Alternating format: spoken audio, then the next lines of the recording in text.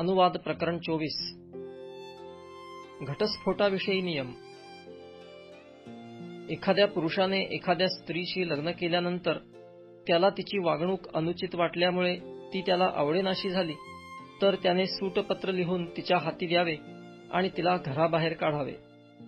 त्याच्या घरून बाहेर निघाल्यावर तिने जाऊन पाहिजे तर दुसरा नवरा करावा, पण त्या दुसऱ्या पुरुषाची तिच्यावर इतराजी होऊन त्यानेही सूटपत्र लिहून तिच्या हाती दिले व तिला घराबाहेर काढले, किंवा तिच्याशी लग्न केलेला हा दुसरा नवरा मेला, तर तिला घालवून देणाऱ्या पहिल्या नवऱ्याने ती भ्रष्ट झाल्यामुळे तिला पुन्हा बायको करून घेऊ नये, कारण परमेश्वराला ह्या गोष्टींचा वीट आहे.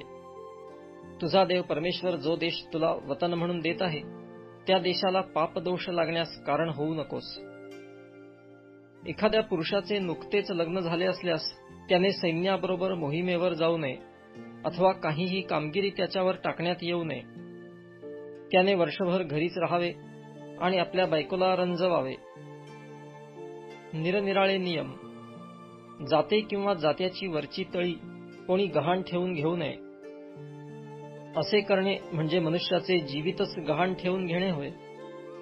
आपल्या एखाद्या इस्रायल बांधवाला कोणी चोरले आणि तो त्याला दासाप्रमाणे वागविताना किंवा विकताना आढळला, तर त्या चोराला जीवे मारावे.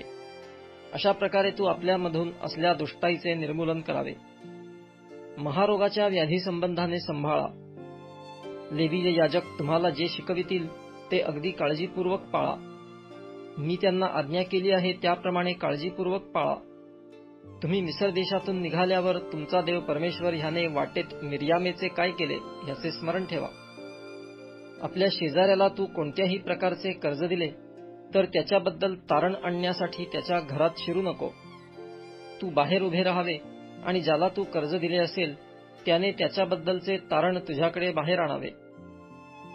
तो मनुष्य कंगाल असला तर त्याचे तारणादाखल घेतलेले वस्त्र अंगावर घेऊन झोपू नको.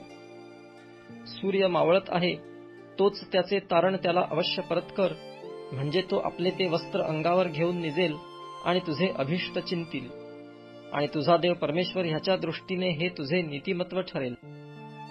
तुझ्या बांधवांपैकी अथवा देशातील तुझ्या गावात राहणाऱ्या उपऱ्यांपैकी एखादा मजूर दीन व कंगाल असला तर त्याच्यावर जुलूम करू नको.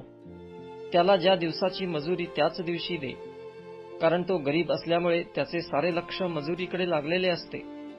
ती सूर्यास्तापलीकडे ठेवू नको.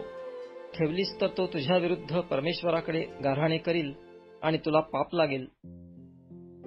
मुलांकरिता बापांना जिवे मारू नये अथवा बापांकरिता मुलांना जिवे मारू नये. जो गुन्हा करील त्यालाच त्याच्या गुन्ह्याबद्दल जिवे मारावे. उपऱ्याच्या अथवा अनाथाच्या मुकदम्याचा निवाडा विपरीत करू नको. विधवेचे वस्त्र गहाण ठेवून घेऊ नको. तू मिस्र देशात दास होतास आणि तुझा देव परमेश्वर ह्याने तुला तेथून सोडविले ह्याची आठवण ठेव. म्हणूनच असे वागण्याची मी तुला आज्ञा देत आहे. तू आपल्या शेतातील पीक कापशील तेव्हा जर शेतात एखादी पेंढी चुकून राहिली तर ती आणावयाला परत जाऊ नको. उपरी अनाथ व विधवा ह्यांच्यासाठी ती राहू दे, म्हणजे तुझा देव परमेश्वर तुझ्या हातच्या सर्व कामात तुला आशीर्वाद देईल. तू आपला जैतून वृक्ष झोडशील तेव्हा एकदा झोडलेली फांदी पुन्हा झोडू नको. ती उपरी अनाथ व विधवा ह्यांच्यासाठी असू दे.